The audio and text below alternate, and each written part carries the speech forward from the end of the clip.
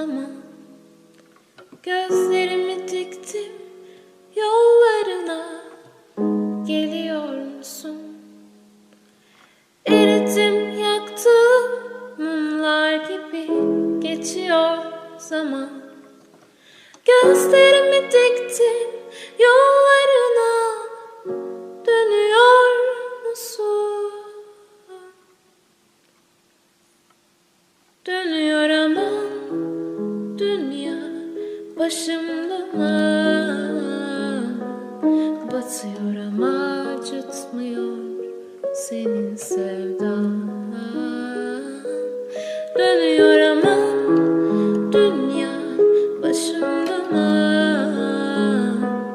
Batıyor ama acıtmıyor senin sevdan. Gittiğinde yazdı sonbahar, geçti ve bütün mevsimler.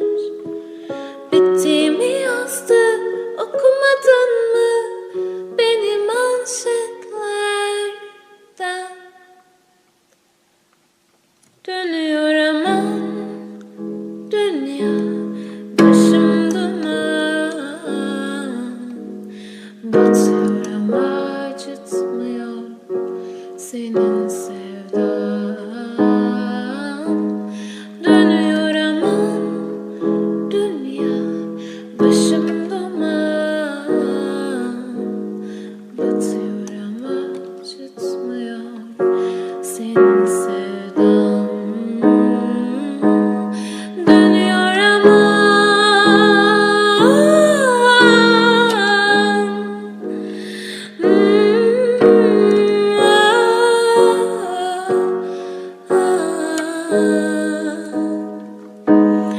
batıyor ama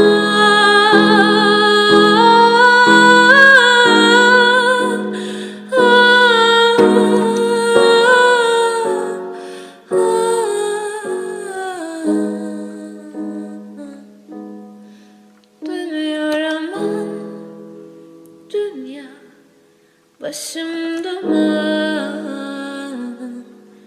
Batıyor ama acıtmıyor senin sevdan.